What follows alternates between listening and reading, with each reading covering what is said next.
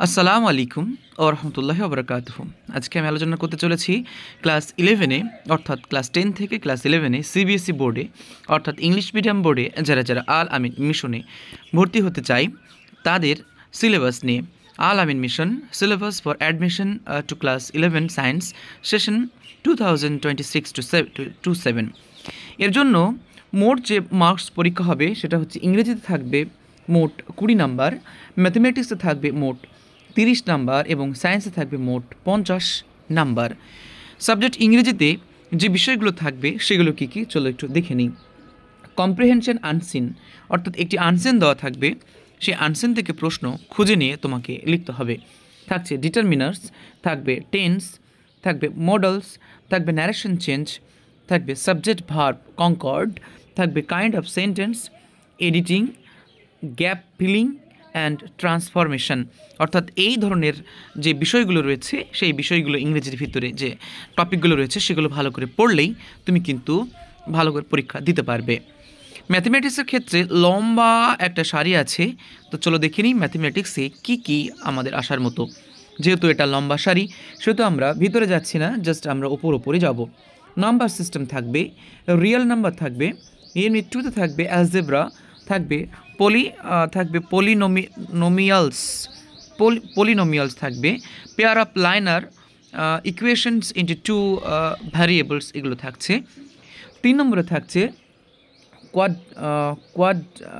কোয়াড্রাটিক equations, থাকবে arithmetic প্রোগ্রেশনস, থাকবে unit 3-তে থাকবে কোঅর্ডিনেট জিওমেট্রি। যেহেতু এই টার্মগুলো আমার খুব একটা জানা নেই, যেহেতু ম্যাথমেটিক্সের টার্ম সেহেতু একটু প্রথম দেখছি বলেই একটু সমস্যা হচ্ছে। থাকবে জিওমেট্রি এবং থাকবে ট্রায়াঙ্গলস। এরপর রয়েছে আরও এই ট্রায়াঙ্গলসের ভিতরে অনেকগুলো প্রশ্ন আছে, ভালো করে দেখো। এখানে লেখা আছে if the corresponding sides two triangles are proportional their corresponding angles are equal and the two triangles are similar. তো এরকমভাবে অনেকগুলো থাকছে। থাকবে সার্কেল অর্থাৎ থাকবে বৃত্ত, থাকবে সার্কেল। এই ইউনিট 5-এ থাকবে ট্রাইগোনোমেট্রি, এর ভিতরে থাকবে এই ধরনের বাকি যে অংশগুলো রয়েছে সেগুলো থাকবে। এরপর চলে আসি আমরা মেজারেশনের ভিতরে থাকবে এরিয়া রিলেটেড টু সার্কেলস, থাকবে সারফেস এরিয়া অ্যান্ড ভলিউমস থাকছে, স্ট্যাটিক্সে থাকছে, প্রবাবিলিটি থাকছে, মানে অনেকটাই থাকছে। সাবজেক্ট যে সায়েন্স সেকশন রয়েছে, সেকশন 1-এ থাকবে বায়োসায়েন্স এবং সেকশন বিতে থাকবে কেমিস্ট্রি থাকবে এবং থাকবে ফিজিক্স, অর্থাৎ 3টে পার্টে ভাগ থাকছে। সায়েন্স ক্ষেত্রে যে পার্টগুলো থাকবে সেগুলো কী কী থাকবে চলো একটু জেনে নিই।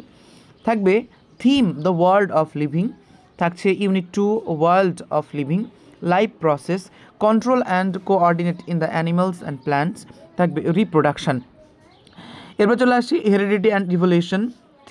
যে বাকি থিমটা রয়েছে সেখানে থাকছে তোমার ন্যাচারাল রিসোর্সে থাকবে আওয়ার এনভায়রনমেন্ট এবং থিম যে ম্যাটেরিয়ালস রয়েছে সেখানে থাকবে chemical substance, nature and behaviour, এগুলো থাকছে।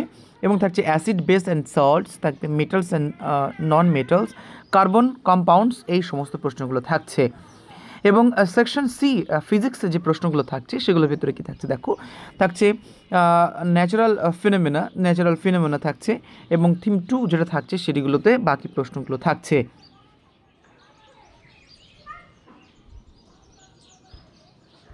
ঠিক এরকম জায়গাতে থাকছে পরেরগুলোতে হাউ থিংস ওয়ার্ক এবং ইউনিট 5-এ 4-এ থাকছে এফেক্টস অফ কারেন্টের যে ফলাফল এবং ম্যাগনেটিক এফেক্টস অফ কারেন্টস, এগুলো থাকছে।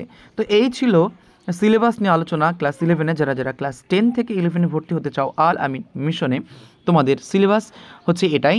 তোমরা এই সিলেবাস ধরে পড়ো, তাহলে আশা করি তোমরা যে নিউ সেশন রয়েছে অর্থাৎ 26-27 সেশনে তোমরা কিন্তু পাস করতে পারবে। ফার্দার ইনফরমেশন জানার জন্য অবশ্যই তোমরা চ্যানেলটি জুড়ে থাকবে এবং কোনো রকম প্রশ্ন থাকলে অবশ্যই করতে পারো। থ্যাংক ইউ সো মাচ জুড়ে থাকার জন্য যারা আছেন অলরেডি।